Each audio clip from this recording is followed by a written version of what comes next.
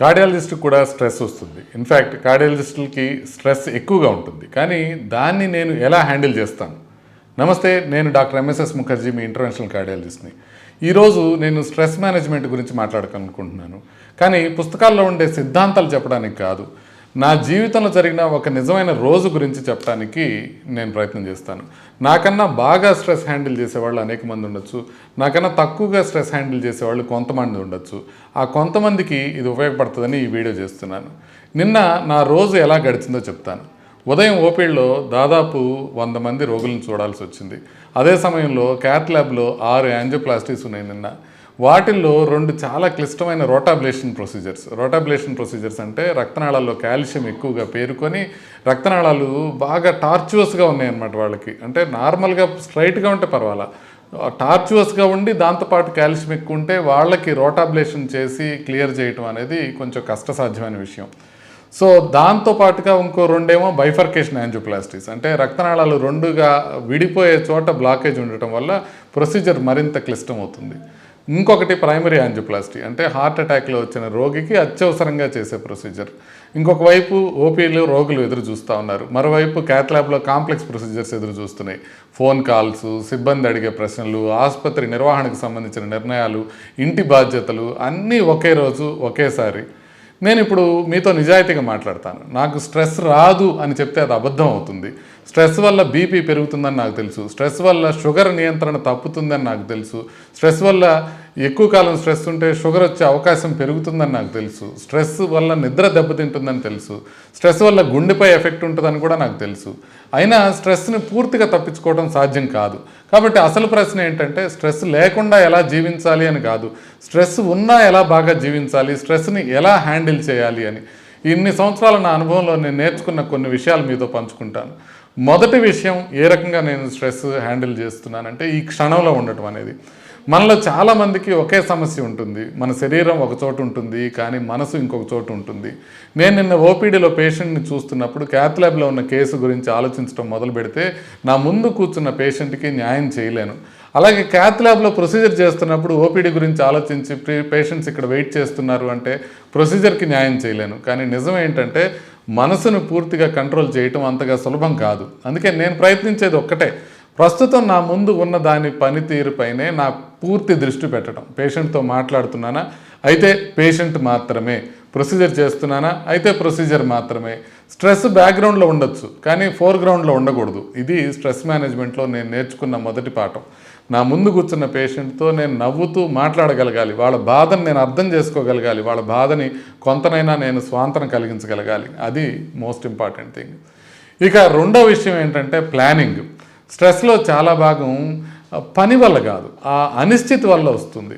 ఏం చేయాలి, ఏది ముందు, ఏది తర్వాత, ఏది అత్యవసరం, ఏది వెయిట్ చేయొచ్చు, ఇలేది స్పష్టంగా లేకపోతే మెదడు అలసిపోతుంది. అందుకే రోజు ప్రారంభంలోనే నేను ప్రయారిటీస్ నిర్ణయించడానికి ప్రయత్నం చేస్తాను. ఆ రోజు తప్పనిసరిగా చేయాల్సినవి ఏంటి, ఎవరికి దేనికి ప్రాధాన్యత ఇవ్వాల్సిన అవసరం ఉంటుంది, ఏ పనిని తర్వాతకు వదిలేయవచ్చు అనేది ఒకసారి ఆలోచిస్తాను.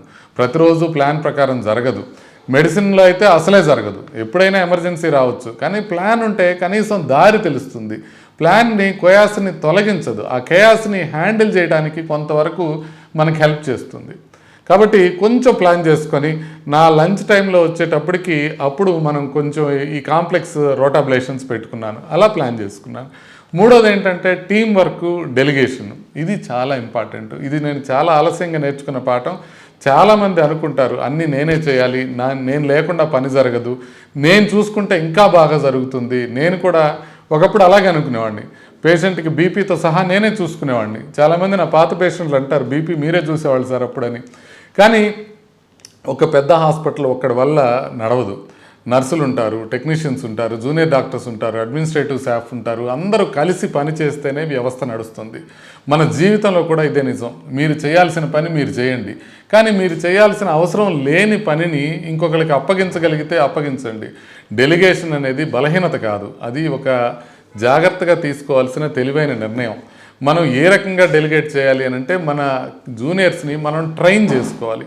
వాళ్ళు తీసుకునే నిర్ణయాలకి సంబంధించిన బాధ్యత కూడా మనమే తీసుకోవాలి. కానీ వాళ్ళని ప్రాపర్గా ట్రైన్ చేసుకున్నప్పుడు మనం డెలిగేషన్ కొంత అన్ఇంపార్టెంట్ విషయాల్ని మనం డెలిగేట్ చేయగలిగితే స్ట్రెస్ తగ్గుతుంది. అందుకని ఇప్పుడు నేను బీపీలు చూడట్లేదు, పేషెంట్ని చూడటానికి ఎక్కువ టైం కేటాయిస్తున్నాను.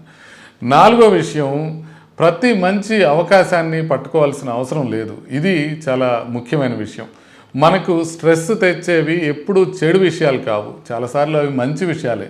ఒక మీటింగు, ఒక ఇన్విటేషను, ఒక స్పీకర్ అసైన్మెంటు, ఒక సోషల్ గ్యాదరింగు, అన్నీ మంచి విషయాలే. కానీ ప్రతి మంచి విషయము మన జీవితానికి అవసరం కాదు. గత కొన్నేళ్లుగా నేను చాలా స్పీకర్ అసైన్మెంట్స్కి నో చెప్పాను, చాలా మీటింగ్స్ని వదిలేశాను. చాలామంది నన్ను చైర్పర్సన్గా ఉండమనో, ప్యానలిస్ట్గా ఉండమనో, స్పీకర్గా ఉండమనో పిలుస్తారు. చాలామంది అవార్డ్స్ వస్తున్నాయి, మీకు అవార్డు వచ్చి తీసుకోమంటారు, వెళ్ళలేను. చాలా వాటికి వెళ్ళలేను, చాలా సోషల్ ఈవెంట్స్కి వెళ్ళలేను. నాకు పొగరు ఎక్కువైపోయిందేమో అనుకుంటారు బంధువులు, కానీ నేను అలా కాదు. కానీ తప్పనిసరి పరిస్థితుల్లో మనం మానేయాల్సి వస్తుంది. ఎందుకంటే ఇప్పటికే నాకు ముఖ్యమైన బాధ్యతలు ఉన్నాయి. ఒక పక్క పేషెంట్లను చూసుకోవాలి, ఇంకో పక్క క్యాత్ ల్యాబ్లో ప్రొసీజర్ చూసుకోవాలి, పేషెంట్స్ని జాగ్రత్తగా చూసుకోవాలి, ఫ్యామిలీ జాగ్రత్తగా చూసుకోవాలి, నా హెల్త్ని నేను చూసుకోవాలి.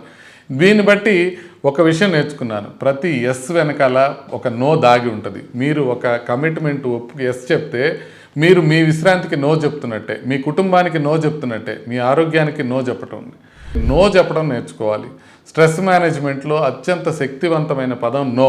కానీ అది చెప్పడం చాలా కష్టం. ఎందుకంటే మనం అందరినీ సంతోషపెట్టాలి అని అనుకుంటాం, అది అసాధ్యం.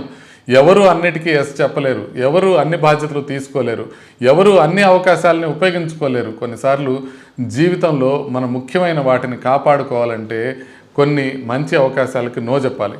ఇక 5వది ఆఖరిగా ఒక విషయం చెప్పాలి. ఇక్కడ మనం ఎంత జాగ్రత్తగా ఆలోచించాలంటే, నేను ఎంత జాగ్రత్తగా ప్లాన్ చేసుకున్నా, ఎంత జాగ్రత్తగా డెలిగేట్ చేసినా, ఎంత అత్యవసరం కాని విషయాలకి నో చెప్పినా, ఇవన్నీ నేను ముందు చెప్పిన 4 చేసినా కూడా నా జాబ్లో స్ట్రెస్ అనేది కంపల్సరీ. అదేవిధంగా అందరికీ స్ట్రెస్ ఒకటి ఉండొచ్చు, కానీ మనం సాధ్యమైనంత వరకు ఆ స్ట్రెస్ని తామరాకు పైన నీటి బొట్టులాగా మనం దాన్ని వదిలేసి వెళ్ళగలిగితే అది అత్యంత లాభదాయకం. కానీ అందరం అది చేయలేము. కొంతమేరకు స్ట్రెస్ ఉండి తీరుతుంది, కొంతమేరకు ఆ స్ట్రెస్ని మనం యాక్సెప్ట్ చేయాలి అనే విషయాన్ని మనం గమనించాలి. స్ట్రెస్ ఉంది కదా అనేది ఇంకో స్ట్రెస్ కాకుండా చూసుకోండి. స్ట్రెస్ ఉంటుంది, దాన్ని మనం అది ఒక పార్ట్ ఆఫ్ మన జాబ్ అని తెలుసుకోవడమే, ఒక సంయమనంతో మనం జీవించటమే, ఒక స్థితప్రజ్ఞతని మనం సాధించటమే మనం చేయగలిగింది. నేను పూర్తిగా స్ట్రెస్ని జయించానని చెప్పడం లేదు, అది కరెక్ట్ కూడా కాదు. నేను కూడా మీలాగా ఒక మనిషినే, నాకు కూడా బాధ్యతలు ఉన్నాయి, నాకు కూడా ఆందోళనలు ఉన్నాయి, నాకు కూడా ఒత్తిడి ఉంటుంది.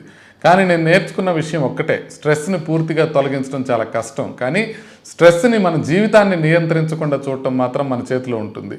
ఈరోజు నేను మీకు 5 విషయాలు గుర్తుంచుకోమని చెప్తున్నాను. 1, ఈ క్షణంలో ఉండండి. 2వది, రోజును ప్లాన్ చేయండి. 3వది, టీం సహాయం తీసుకోండి. 4వది, అవసరమైన పనుల్ని తగ్గించుకోండి. 5వది, మీరు ఎంత చేసినా కొంత స్ట్రెస్ ఉండిపోతుంది. స్ట్రెస్ ఉండటం అనేది బలహీనత కాదు. స్ట్రెస్ని అర్థం చేసుకొని దాన్ని నిర్వహించడం జీవిత నైపుణ్యం. నేను ఇంకా నేర్చుకుంటూనే ఉన్నాను, మీరు కూడా నేర్చుకోవచ్చు. మనందరం కలిసి ఆరోగ్యంగా ప్రశాంతంగా జీవించవచ్చు. ధన్యవాదాలు. నమస్తే.